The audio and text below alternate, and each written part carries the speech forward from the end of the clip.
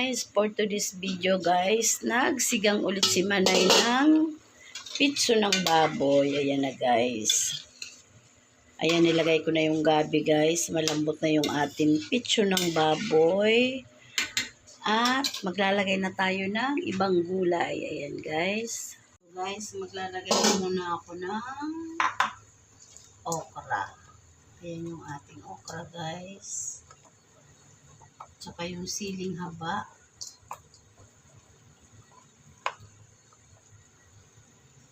Maka isang kulo lang to guys na okra. Isusunod naman natin yung ating labanos at yung sitaw. At yung tangkay ng gulay na kangkong guys. Kasi hinihiwalay ko yung dahon. Ayan. Takpan ko muna to guys para makaisang kulo lang siya.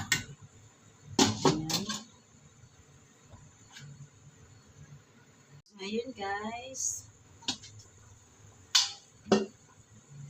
pagsamasamahin na natin itong tangkay ng kangkong at yung ating labanos at sitaw. Ayan.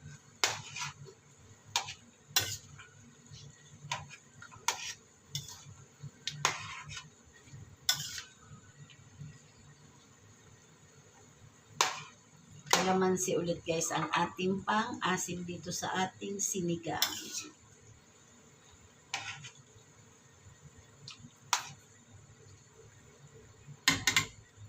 Takpan muna natin guys para malambot yung ating gulay. Ito guys, ilagay na natin yung tikman ko muna pala. Ang bango guys ang sinigang ni Manay na naman. Lagyan ko pa ng konting asin. Konti na lang guys. Ayan, okay na yan. Tapos, lagyan natin to guys ng dahon.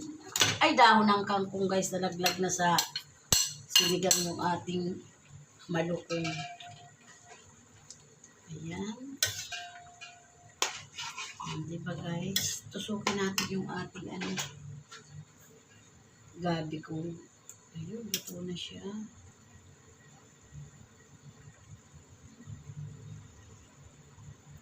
Ayan, luto na guys yung ating gabi.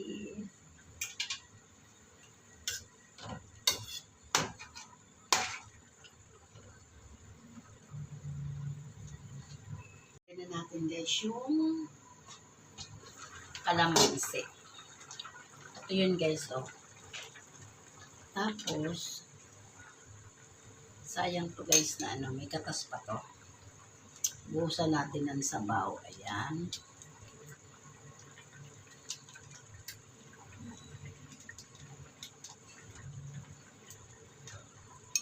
Pag wala ko guys na sampalok, yung buo, yung bunga, kalamansi lang nilalagay ko sa aking sinigang.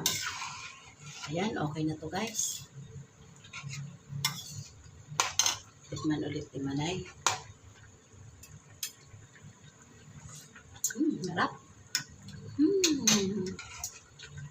Sarap mga guys ang sinigang na pitso ni Manay. Ayan, bye guys. Thank you. God bless.